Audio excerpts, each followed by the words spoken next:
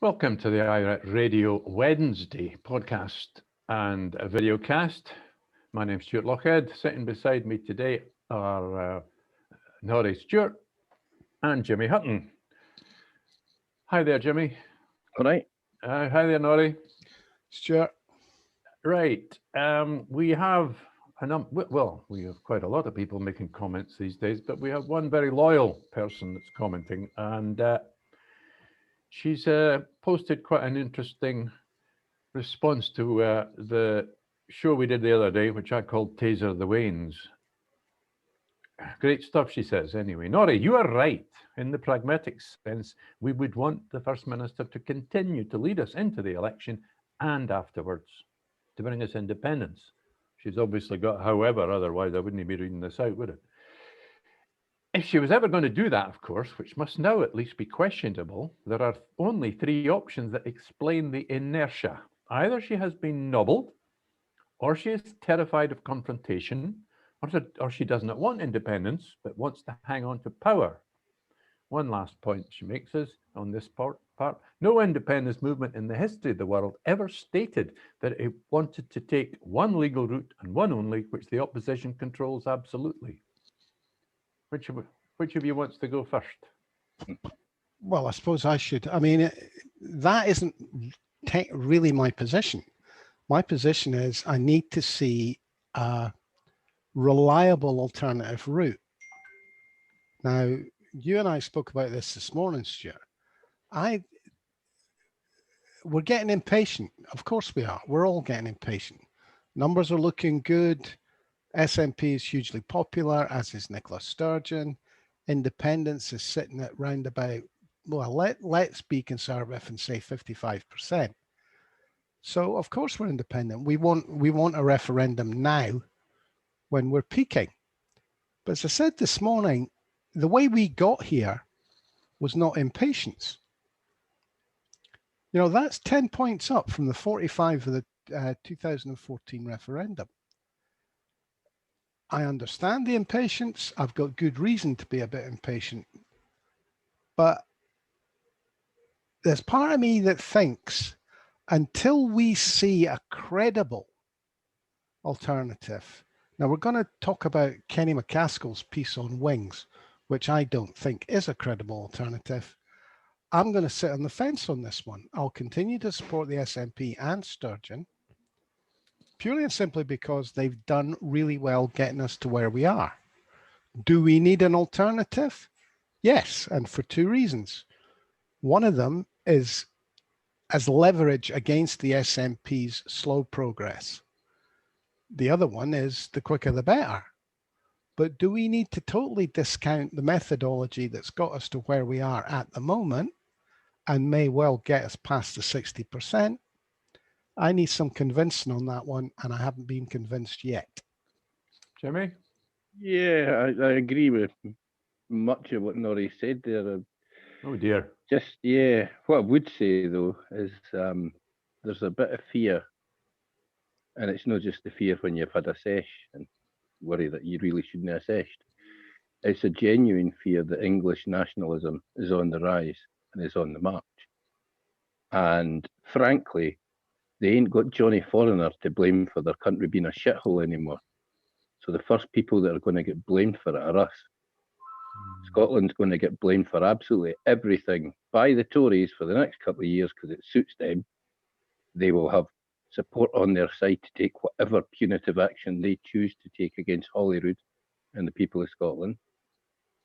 And they will be allowed to cut the Scottish budget as much as they choose to cut the Scottish budget. And frankly, both of those things, cutting the powers of the Parliament and the budget of the Parliament, have been on the mind of Boris Johnson and those around him since they were teenagers, since they were young pups making their way at the start of their political careers. So now that they're in power, they are absolutely, I feel, going to do that over the next couple of years. I think there's no doubt that there is an element of racism amongst English nationalists. I experienced it myself when, as a young man, went down and worked on a building site in the south of England, and I was jock. When they allowed my name, there were 3 jocks on the building site. We all had 3 different jock this and jock that. I know what it's like. I love it down there, and I would bring in. Look how. Remember David Owen with David Steele in his pocket, and then in more recent years we had Alex Salmond with who was it he had in his pocket? Was it David Cameron? No, it was God, I've forgotten his name already. One of the brothers, Labour leader. Miliband in his pocket. And that the basis of that picture is a deep-seated racism against Scots. I hate using the R word, mate. It's xenophobic. We're both the same race. We're white Anglo-Saxon Protestant people, whether we're Catholic, Jewish, whatever else. We're all wasps at the end of the day. They do hate us. They envy us. They envy the natural resources of our country massively. They want those resources. That's what the union was about. That's what the rough wooing was about, going back bloody 600 years. They've always wanted the resources of our country, but not the people. And that's what they still want now. Well, they still regard Scotland as a back door for foreign intervention into England from any direction. It used to be France, nowadays it's Russia. Yeah, but that's a ridiculous thing. Nobody's interested in intervening in England. It's a shithole that everybody wants to stay away from. They've just sold everything that they had when they sold their financial services industry to Europe. What was it, 6 billion on the first day, traded in Amsterdam rather than London. That's what England is. Whereas, to put it another way, the English market of 50 million, 55 million souls is important, but frankly, it's not worth the bother of most people on the planet these days to want to sell into that market. There are other markets out there that cause them a lot less hassle, and frankly, they don't need to be VAT registered to sell their shit everywhere else. They only have to do that here. I'm kind of uncomfortable with the language we're using at the minute, guys, because I don't think it's got anything to do with the English people. I think it is the English ruling class. Yeah, and but they specifically Tories. Yeah, they vote for them, but you know, there's lots of people being fooled lots of the time by very few people. Yeah, but no, they've been fooled for the last century and a half when they've had the option to vote.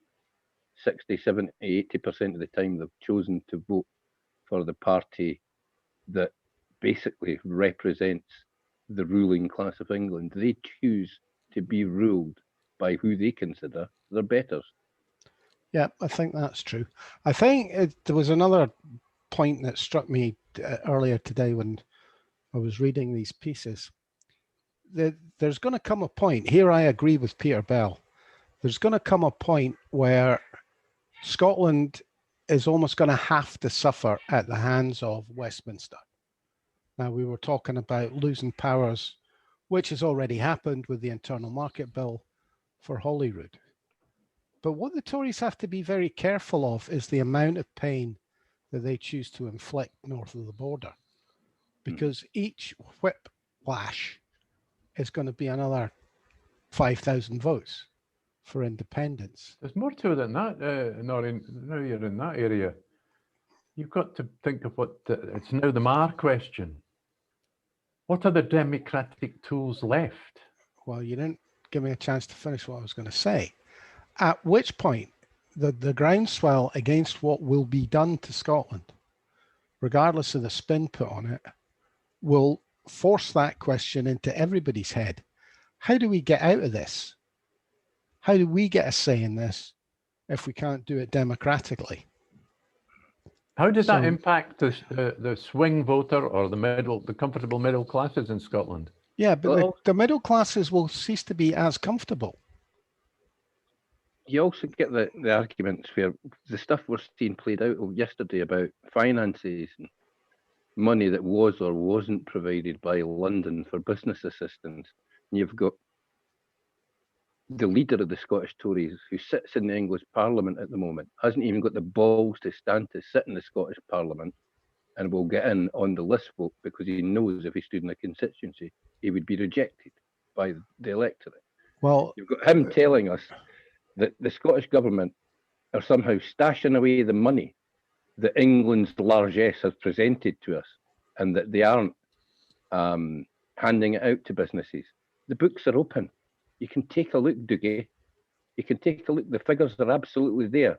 It's been handed out, just not been handed out in the way that you like, in that we have provided more support for far higher numbers of business than is provided down there.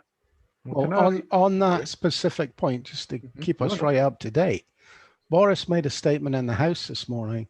Ian Blackford asked him about that. What was it? 375 mil or something, wasn't it? Yeah. And apparently Kate Forbes has questioned whether that's going to be new money or it's already money that's been allocated. And Boris's answer to Ian Blackford's question was, you will get full Barnett consequentials of the 4.3 billion or whatever it was. So let's that means nothing because it came out of Boris's mouth, but it's been said. So well, that's the thing. I mean, it's horrendous when lying is completely acceptable, but that's where we are. Thanks to Donald Trump, frankly, but that's where we are in this country now because Boris has just copied that. He will never be held to account for anything he says because what he says, people are led to believe, is just off the cuff. And when the leader of your country can say anything he wants and not be held to account for it, you're in a pretty sorry state. But look, I'm sorry, I've been thinking about this for about 2 or 3 minutes already. It's worse than that. Here in Scotland, we've got BBC Scotland and STV side by side, headquartered in the Clyde. Now, I happened to watch a bit more of them this last week than I have been lately. They lead programmes that don't challenge the likes of Douglas Ross at all. They never challenge it at the moment. They ask him a soft question, he gets to tell his lies, and then they move on. Yeah. Well, it's so rare to get Dougie Ross in front of a camera unless it's something good for the Conservative Party. I mean, it's not even that good. It's they ask him an easy question, he lies, and they don't chat, and it's such a blatant lie. And he doesn't get on, or he chooses not to appear. Might be a better way to put it, unless there's an SNP bad story that he can underline, or he's got something to say that makes it look good for the Conservatives. I mean, last night's report in Scotland was farcical. They basically gave him 10 minutes of the programme to peddle whatever line he wanted to peddle. It was such, I accept that the presenter will say that she questioned him, but he never answered any of the questions. He just chucked out the lines that he was on there to chuck out. And he knew exactly how long he was getting, 8 minutes or 7 minutes or whatever it was, because he absolutely filled it. He knew exactly what he was doing. I guarantee you that was practiced, that was rehearsed. Well, I didn't see it, so. Well, I saw some of that, and I concur. There's no question of it. I mean, I think it's just because of the reason I've been watching more of this mainstream news is because of the back into lockdown. I needed to know what was going on directly. It's like we've said before, the BBC are, by their charter, a propaganda service for the British government. That's what they have become over the last 30 years. There's been a couple of changes to the BBC charter in the last 30 years that have basically tied their hands. But and Labour actually were the first ones to go about doing that. But that was propaganda last night. There's no doubt about it. And I think, frankly, we're going to see much, much worse by the time we get to the May election, because this election is proving far too vital. Well, what I'm finding interesting is they've now decided that they can't dent the SNP's position before May, so they now want it cancelled until such time as they can. And they can't say that out loud because that's not the reason. It has to be because of the pandemic. Yeah, I mean, look how many. Somebody published a list of all the elections that took place last year. Wings, was it not? Was it? Yeah, there's been a few, mate. There's been quite a few, and Wings in particular was quite entertaining because there were 2 or 3 places on his list I'd never heard of. I was quite astonished. But as I said yesterday, how on earth can America count 155 million votes for president, and we can't be trusted to count a couple of million for our parliament? Well, as I said Ludicrous position to yesterday, take. it was the biggest turnout in the middle of a pandemic that America have had in a presidential election. It's a remarkable anti-democratic position for Democrats to take, and frankly, I don't think that any needs of them. to be that needs to be thrown in their face every time they suggest it. I mean, for God's sake, the editor of the Daily Record is suggesting that we can't run an election. I thought they were the paper that was meant to stand up for Scotland. Now there's a point. I looked at the ownership there, and it's the main name that jumped up in my face was David Montgomery. Didn't he used to be a porn merchant? So is he the guy that's got the star? I don't know what all it could, or the Eye, or is it the Eye or the Independent that suddenly swung right wing? I think a couple of mainstream publishers used to be porn men, didn't they, mate? It was a And, very profitable business back in the day. Having no idea what porn is, I'm afraid I can't comment. Well, they've is your wife in the room, Norrie? no. They've taken over the Scotsman and more importantly, probably as far as us Edinburgh residents, the Evening News with it. So goodness knows what's going to happen there. The worrying thing there, I don't Stuart, think goodness I would say that nobody could possibly make the Evening News any worse, but I've been proved wrong in that quite a few times over the last 10 years. And I was going to say goodness will have nothing to do with it. I had one last thing I wanted to tell you guys that I watched this morning. Just, funny things you watch on. I happened to watch 5 minutes of Chinese national television. And so it must be close to the official line. So this guy going on and telling Great Britain, he kept calling it Great Britain, by the way. Great Britain. Now that you've done Brexit, there's nobody left for you to do a trade deal with that's of any importance except China. And he's probably right. Does he not know America exists? Well, apparently our trade with America hasn't been that big. Why should it be any bigger? Have you not heard that bit? It's probably because they export so much to us.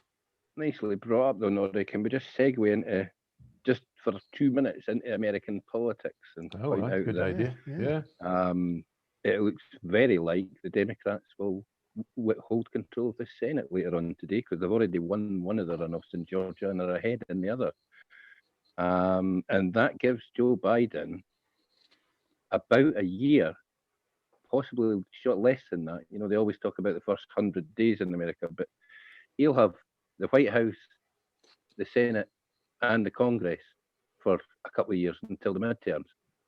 He's got about 9 months where he could really be remarkably radical. And I'd suggest that that's the last thing that Joe Biden wanted to happen, is to win both those runoffs last night. You can actually see the problem looming now. You have control, do something with it.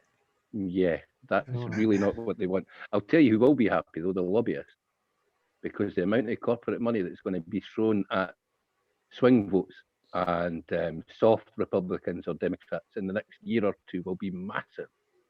Yeah, it struck me that well, there you go. And given that he's going to have this power for 9 months, Jimmy, what's he going to do with it? Well, Obamacare.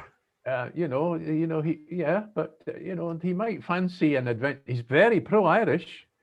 Yeah, he is very pro-Irish, mate. He's very pro-Irish, and he might be very soft on an independent Scotland. I think Norrie's right. I think he personally, because he done a lot of work behind the scenes for Obamacare, and I think he personally sees that as unfinished business. And my God, what a massive difference that could make to millions of Americans, to give especially them some now. form, especially now, and especially the poorest. Right? The Democratic Party has always said that it's the party of the worker, the party of the poor, the party of those who are downtrodden. This is an opportunity, and an unforeseen opportunity, if we're honest, given how close the presidential election was, and how it was always sort of shared in America, isn't it? They never really want anybody to have absolute power over there. I was not confident. I misread it entirely. I thought maybe the Democrats in Georgia, the voters, thought job done, Trump's gone, but they managed Yeah, to get him out again. Good job, very good job. I think a lot of credit has to go to Donald Trump, mate. A lot of credit has to go to Donald Trump for constantly berating how useless Georgian Republicans are. I think that kept half of the Republican votes sat in their house. Well, They're maybe going buses to Washington for Donald's rally later on today. Well, that phone call the other day to the Secretary of State responsible for elections in Georgia, that's a foot shot. Absolutely stupid. And gosh, good timing. That's brilliant with his rally of the day, though. I'll tell you what's going to be, even just so people remember, though, just if God only knows what that clown's going to whip up these people to do on the streets of Washington tonight. But just so we remember, if he gets 100,000, even 150,000, which I very much doubt, to be on the streets of Washington tonight, that's minuscule. America's a country of 350 million people, and it's only the freak shows that are out playing silly buggers on the streets tonight. Yeah, well, I hope some Democrats got a private army. Well, if you're also interested in the,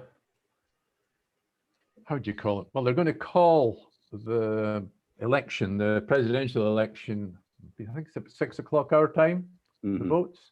Mind you, earlier on I watched CNN, and there looked like 30 or 40 Republican, is it senators or congressmen that have to vote, even that actually have to vote.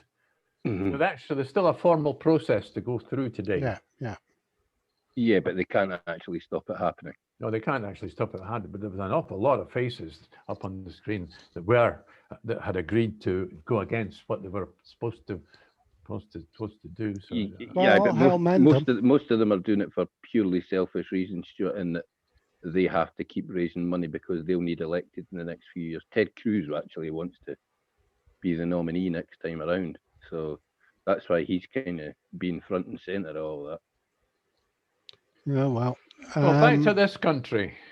Yep. With reference to Lorna, we have Kenny. Miss X. Yes, Kenny MacAskill, MP. Now we've got all three of us. You've read it as well, Inari, haven't you? Yeah, before you, I just want to say what I noticed was he uses quite vague language when he criticizes. Effectively, he's criticizing the leader, but he says back in the aftermath of 2019, it was also stated that a referendum was going to be held, and the next two or three sentences are all in that way. He doesn't actually mention Nicola Sturgeon's name, even though he's actually quite clearly a rebel. Yeah, but I criticize, but the only bit of it that interested me was his solution, which I don't think is a practical solution, which was that you voted SNP on the constituency list at Holyrood, and you voted another national supporting party on the list. It was confusing to understand what he'd written. So it's going to be a lot more confusing to condense it into a slogan for the election. Oh, I agree. Couldn't really understand. Did you? He was basically he's basically just saying win the list for independent supporting parties. He's basically tying together the SNP, ISP, AFI, the Greens, and saying if they get over 50%, that's a vote for independent. I didn't think it's his idea, mate. Kenny's never had an original idea in his life. I think it was hinted at by Stuart, and I just let Kenny write the piece. Well, I think this is coming for Stu Campbell rather than Kenny. That's an interesting point, Jim. If the SNP don't win the constituency rather, don't confuse it by calling it a list. If they don't win that, they're not winning a majority. Yeah, but they've already won that. His whole article is based on the premise that they've already won that. They win about 70 of the 73 constituencies or whatever. Yeah, and if that's right, great. He's got an argument. But explaining that argument to people who are not anoraks like us, Aye. I want to see the slogan that's going to be used, because it's going to have to be a very well worded, simple concept to grasp. It'll be something along the lines of win the election and win the list. List for Indy, or I don't know. I can't see it being clear enough for the average voter. Nor can I. Mm-hmm. And that's the problem. It's one of the problems with any, but particularly the Hunt system. It's out there to obfuscate and confuse. And it won't matter.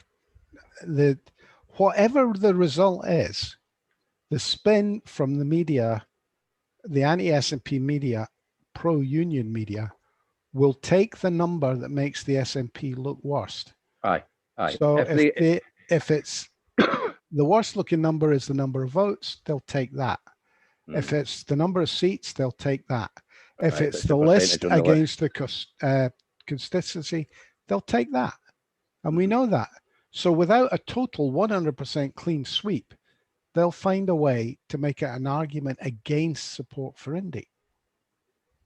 Whether it is or not, they'll find a way to twist it. That's what their job is. That's what their job is on election night, and it's what their job is the morning after. I'll be honest with you, I'd hate to be some wee intern working at BBC or STV trying to come up with the scripts for election night, looking at the polls at the minute, because that's going to be a thankless task. Unless something ridiculous happens, the SNP are going to have a thumping win in May. And they've got the old fallback, one-party state. Mm-hmm. They're calling it a one-party state with a minority government. I know. It's what are they going to call it with a majority government? Well, you just know it's going to be dear leader. We'll be getting pictures of Nicola Sturgeon with Kim Jong-un's haircut and what have you. Although they'd be far better just superimposing a picture of Bruce Davidson's haircut, because that's basically Kim Jong-un's haircut with a bit of bloody hairspray in it. The trouble is, of course, the media will portray themselves. You're right, they'll portray it as a one-party state, and therefore we have a duty as the media to be the opposition. Which, I mean, they haven't been the fourth estate. Sure, if they, but the one thing I'd say about that line about them having a duty to be the opposition, that's all fine and well, as long as they accept that they go out of business. That's why the BBC in Scotland have far less a percentage of the population of Scotland paying for the licence anymore. That's why all these unionist newspapers are going into business and are absolutely desperately trying to find a way to monetize their digital content. Hi, did you notice we discovered, because the Scotsman no longer publishes their figures because they're so low. Nobody in Scotland does now. But we got to look at them last week, didn't we? Yeah. We got to look at them last week in the takeover figure, and it was absolutely astonishing. I think the Scotsmen are punting about 14,000 papers a day, of which 11,000 are corporate, i.e. bought to be planked in offices or in train stations and what have you. I thought the total, that was including their online subscriptions and their proper sales, paper sales, was only about 15,000. It's unbelievable. It just shows you how little support this opposition press actually has in this country. But the Sun and the Record. It's the Sun what won it, mind. Well, that'll be interesting. If the SNP are sitting on 55%. The Sun will back them. Absolutely, the Sun will back them. Come about, they'll no date till, when's the 6th of May or something, isn't it, the election? I would say they'd come out maybe the week before. Is that May being sort of November time? No, I think the election will happen as planned, and as I say, unless something ridiculous happens, I think SNP will poll between 55 and 60 on the constituency. But if this decision goes to Parliament, remembering the SNP are a minority government, would the Greens back suspending the election till the pandemic has gone? No, absolutely not. No? No, because that would absolutely destroy the Green vote. If they were seen to facilitate some kind of unionist plot to deny democracy to the people of Scotland, with their vote, by Christ, it would sink. They'd poll less than the Liberal Democrats. That's how far they would sink. You've got to bear in mind, I think quite a bit of the Green vote in Scotland is actually socialist vote, looking for sort of a home that actually has a little bit of representation in the Parliament. I'd say about half of their vote is SNP members lending them the vote on the list. I would say that, in fact, I would say that 4 of their 6 list MSPs are elected on the back of SNP voters. Yeah, That'll that's be true. interesting then. Shall we have a go at our favourite priest? Ah, I'm going to read it.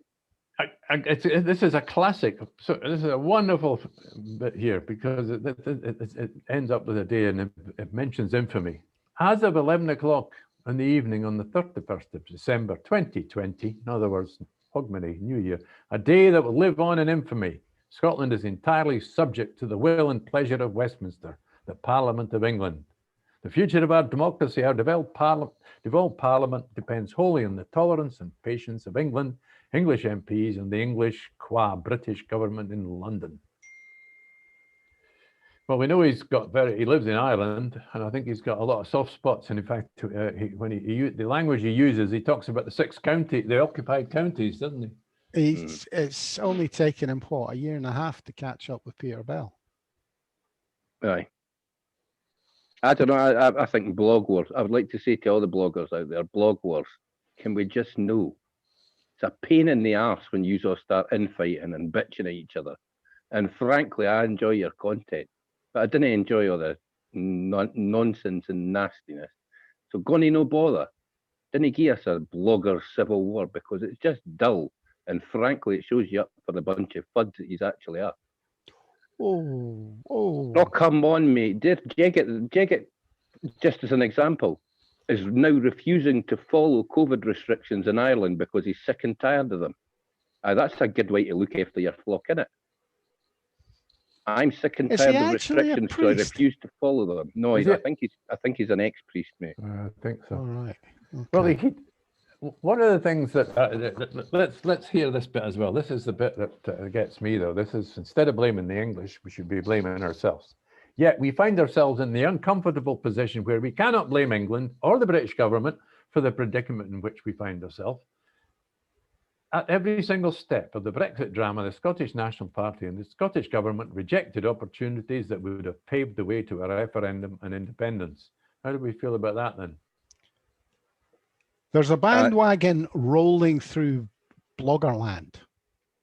And on that bandwagon is a big Union Jack being held up by somebody dressed in the saltire.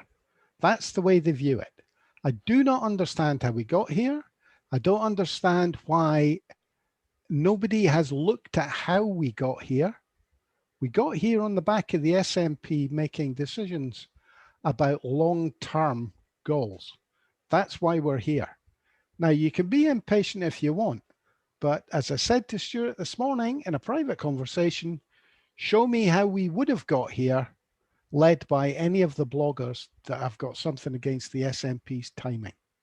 Well, I'm not going to accuse you of this position, but this is what Jason says. Any rational observer would assume that the Scottish government was working with the British state to close and lock the door on independence. Still, Sturgeon's loyalists kept shouting, she's playing a blinder. She has a plan. We're waiting for her to fire the starting gun. Again, at what point has Sturgeon ever said she had any plan except a Section 30?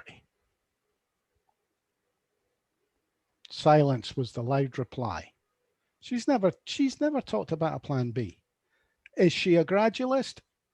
I would say history says without doubt she's a gradualist. Yeah, she's got us to 58%. Yeah, but being at 58%, well, her and Salmond doesn't take us anywhere closer to being independent. Yes.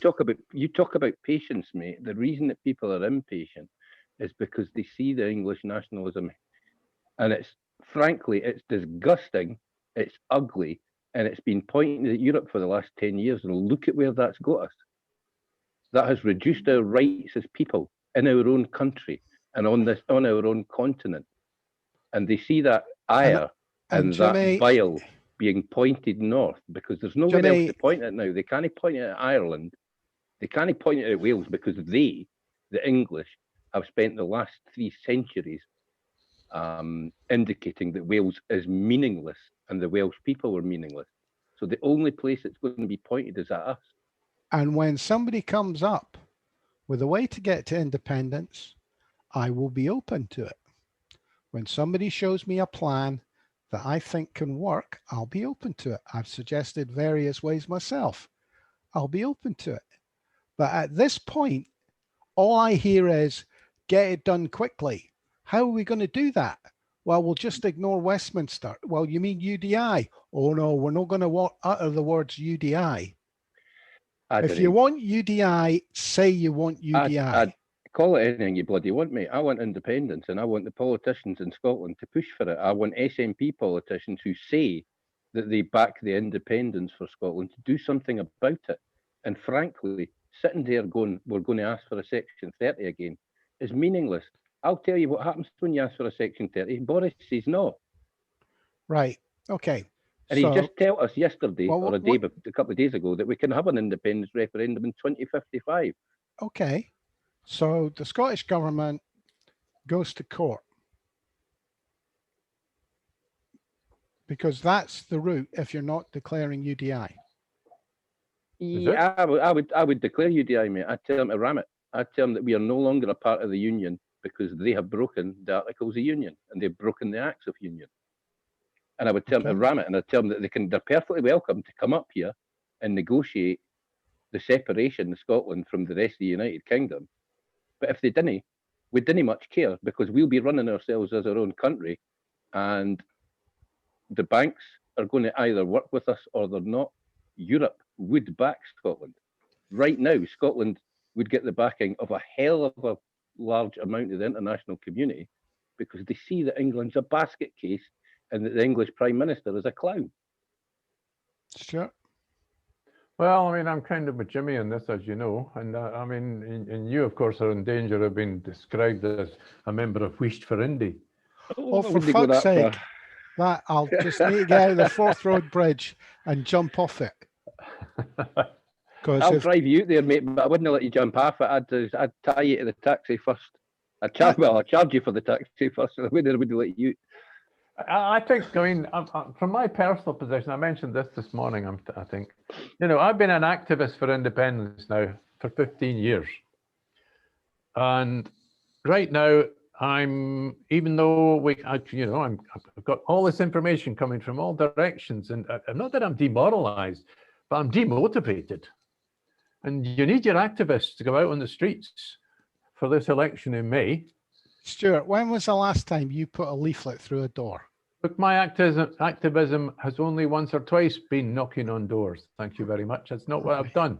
You know, I've been active for 15 years. I know that. That's what I do in the media. But the inference from what you said was that you would be pounding the cobbles.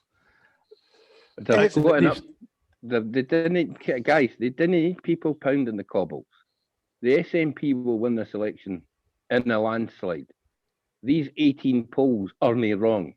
Even the bloody Tories and our opponents know that. They're now scrambling about at the margins, desperately looking for some kind of positive that they can find from these polls. I'd suggest to Richard Leonard and Ruth Davidson they phone Willie Rennie, because he's been doing that his entire career and he always managed to find something. But the activists are demoralised because they don't see a path. And they're scared because they see English nationalism marching towards them. Frankly, there's a part of me being a bit of a bobag that says, march on, bring the English nationalists on. I can't wait for the fight with them. I mean, Peter Bell's written about this, that there is going to be a fight. At some point, metaphoric blood is going to get spilt. It's not going to be nicey-nicey. I agree with that. And the more pain that is coming from Westminster to Scotland, the more likely we are to have what you guys are advocating, which is UDI, as far as I'm concerned. Nori, I think And we're the going to more see polls. likely I am to join you. I think we're going to see polls in the next couple of months that have independence low to mid 60s. I think we're going to see 62, 63s. And at that point, given that I think this is going to happen February, March, what happens to the election campaign for Holyrood? Because there's every chance that the unionists implode. Well, I saw something on Twitter, which was an email to SNP activists telling them not to engage in electioneering during the pandemic. When was that? Yesterday, Maria Hyde. Well, look, I've just received my letter from our local MSP. Aye, me and all. And it is when it comes to, I'm not saying it doesn't mention independence, but it's very wishy-washy on that. I'm very disappointed with the content. Well, you're going to have to wait till your National Assembly, which you wanted to, and see. National Assembly is all well and good, but at the end of the day, it is just a talking shop, and it can't mandate. For example, unlike the conference, it can't mandate stuff to be considered for the manifesto. Like I suggested at the end of the programme yesterday, I worry that we'll get a late manifesto so that it can be a bit wishy-washy on independence. We all desperately want it to be anything but wishy-washy. And frankly, even using the term wishy-washy has me curling my toes a wee bit because it makes you think of Pete Wisher. And I desperately wish that pud would retire and just disappear out of Scottish politics altogether. Go back to playing your bloody keyboards or whatever it was you done with your FUD pals. I haven't got mine yet, so I'll be complaining to Ben. Nori, didn't complain too much, mate, because as Phil pointed out yesterday, when you get it, it's a nice wee poster on the back. All right, okay. Yes, nice wee poster. I like Ben. Ben is a consummate, shall we say, middle-of-the-road politician. And he's, shall I remind you, Ben, that your invitation for an interview is outstanding now. It's overdue. Wait a minute. The boy's a lawyer. If he's going to tie 3 years up in knots, he can tie you 2 and I'll piss off to the pub that day. I don't think he'd come on with all of us. Somebody might say something that he would have to. No, he wouldn't. You're all right. I've already said I'll take a day off. No, Ben is very professional and very capable.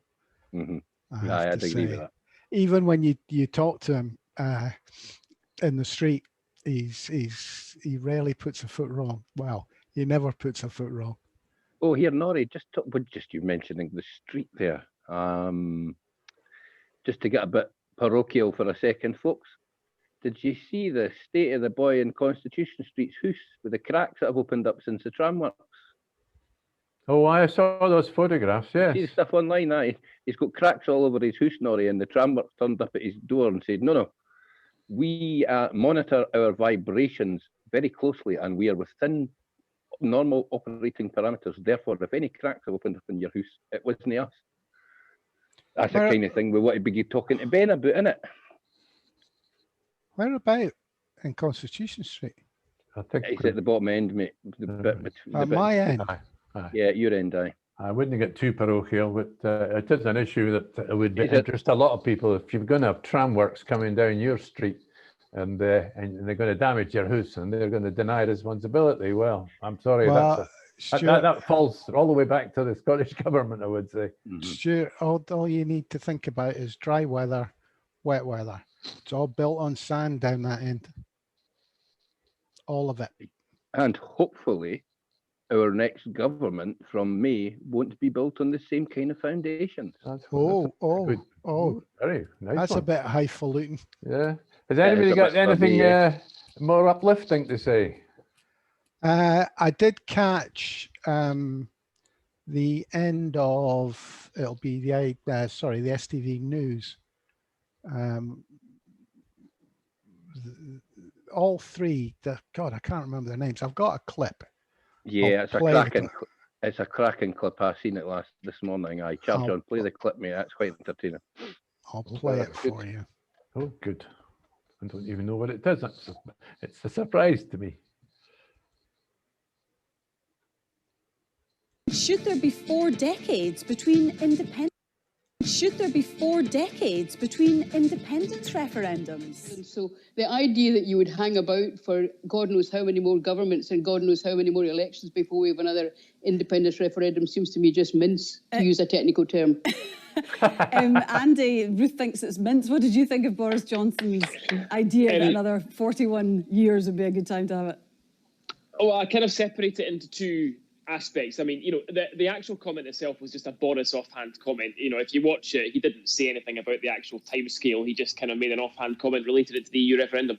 But the important thing is what it says about his policy and about his thoughts, which is that he doesn't have any. And this is the problem with unionists. They have no strategy, they have no plan, they have no clue, they don't know what to do. And it's basically the reason for that is that they spend all their time trying to avoid having a referendum, trying to work out and concoct ways to avoid it, rather than actually thinking about how they might win it. That is their problem. They never think about how to actually win. They just think about how to get out of it all the time. And until they change their mindset, they're on a hiding to nothing. Colin, what did you make of it? I want to pick up a point that both of them said. First of all, Ruth said they were all going to be 6 feet under by the time we get to another referendum. I'm not convinced that's entirely the case. I might not be reporting on it by that stage, but I'm hoping to still be around to see it at the very least. But the point that Andy made there, the point that Andy made there about the Prime Minister making that off-the-cuff comment, I don't think it was. I think that was his planned strategy for coping with this. I think his strategy for dealing with the demands for Indy Ref 2 is just to continually say no. But I think what is crucial to that is that if the SNP get another majority at the Scottish Parliament election this year, I was about to say next year, but I've got to catch up on myself, in just a few months' time, if the SNP can get a majority of that, I don't think that his position to continually just say no is sustainable for any length of time at all. It's simply democratically not sustainable. Ooh. Democratically not sustainable. I'm not sure. You know that guy Andy McKeever, the Tory boy. Yeah. He always sounds so sensible. I think he is the official line that we're meant to believe. His is the line that they want us to believe. I think he tripped and fell in a puddle of socialism. I think he's watered himself down a bit now. Well, that's what you see, but. And I think Colin Mackay is definitely a soft nationalist, independent. I hate hearing the word unsustainable. Boris's position's sustainable as long as he wants it to be sustainable, because he doesn't care about Scotland. He doesn't care how undemocratic it is to tell us we can't have a referendum because we didn't put him in power and we won't remove him from power. Yeah, it costs him nothing. He's got no voters to lose. He doesn't have Scotland anyway. You know, all he wants is our water and a bridgehead to build to Ireland. I think he would cheerfully say no for 2, 3, 4 years, however long he remains in power, and I don't think it'll be as long as people think. But he would cheerfully just say no, because he doesn't care. He doesn't care if there's a democratic deficit. He doesn't care if Scots are 70% committed to independence. It makes no odds to him, and it won't cost him his job. Aye, very true. I've got one line. If you're finished, gentlemen, are you finished? Mm-hmm. I've got one little gem. Apparently, yesterday there was a cod war incident in the off the rock called Rocco, which is still in dispute between the independent country of Ireland and Scotland. And apparently, the Scottish Navy, it was described in the Irish Times, intercepted an Irish fishing boat and told them to get to. So I don't know where that's going to lead. Well, it'd be Scottish Navy. Exactly. Yes, it'd be it's Marine Scotland. Vessel. They're based here in Leith, but every time there's a holiday, you see them parked up outside Ocean Terminal with the Scottish flag on them. Mere to the point, Stuart, who tasked them? Rockall's 252 miles west of the Republic of Ireland. Mm-hmm. So who tasked the Scottish Marine Protection Vessel to go that far west of our mainland and start bothering Irish fishermen? A very good I would point. suggest to you that was tasked from Whitehall. That's what I thought, but Well, I can't see the international incident being about the fishing. It'll be about the use of the word Scottish Navy. Aye, it should but it be was. that for sure, That's mate, what the aye. Irish Times called it, the Scottish Navy. Mhm. But I've used the term myself because they do it's a grey. It looks like a you know. Oh, didn't knock it, warship. mate. They've got a lovely, lovely wee bit of yellow stripes on the side of them and that. They're quite cool looking wee corvettes or whatever they are. Whatever they are. However, anyway, we'll end on that. Thank you very much, Norrie, and thanks very much, Jimmy. And I think we'll be back tomorrow, but you just can't tell. I definitely won't be here tomorrow. Well, I think I'll probably put something together. Okay. Cheerio now.